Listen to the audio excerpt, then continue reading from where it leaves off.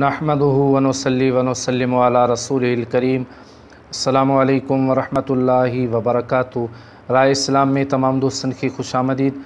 प्यारा दोस्तों, अज बेहतरीन मालूमात तमाम दोस्तन की खिदमत में खणी करे हाज़िर थियो आया। सो ही आहे त कुर्बानी जो वक़्तु ऐं कुर्बानी जा ॾींहं कहिड़ा आहिनि, उन जे मुतालिक़ अवां दोस्तन जी खिदमत में अर्ज़ु कंदुसि। पर उन खां अॻु में अवां सां नंढड़ी गुज़ारिश आहे त जेकॾहिं अवां असांजो चैनल सब्सक्राइब नाहे कयो त असांजे चैनल खे सब्सक्राइब करे ऐं गॾोगॾु घंटी जे निशान ते क्लिक कयो ताजो असांजी हर अचण वारी नई मालूमात तव्हां ताईं आसानी सां पहुची सघे। त प्यारा दोस्तों, कुर्बानी जो वक़्तु कहिड़ो आहे ऐं कुर्बानी जा ॾींहं कहिड़ा आहिनि, केतिरा ॾींहं आहिनि, इन जे मुतालिक़ हमेशह पुछियो वेंदो आहे।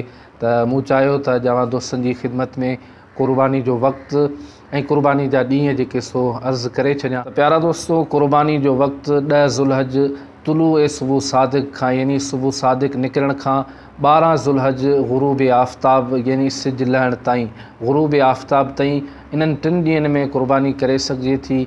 3 ॾींहं 2 रातियूं आहिनि। चौथे ॾींहं ते जेकॾहिं केरु कुर्बानी करे थो त उहा जाइज़ न आहे। इन्हनि 3 ॾींहंनि खे अय्याम नहर चइबो आहे। इन्हनि 3 ॾींहंनि में कुर्बानी करे सघिजे थी। कई मामला थी वेंदा आहिनि, या जानवर न मिलंदो आहे, या जानवर भॼी वेंदा आहिनि।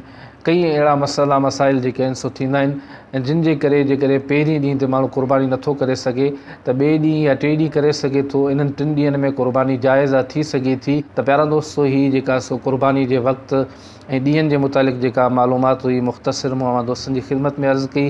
मूंखे उमेदु आहे अव्हांखे मालूमात ज़रूरु पसंदि आई हूंदी। त वरी नई मालूमात में अवां दोस्तनि जी ख़िदमत में हाज़िर थींदुसि। तेसीं ताईं इजाज़त ॾींदा। अल्लाह हाफ़िज़।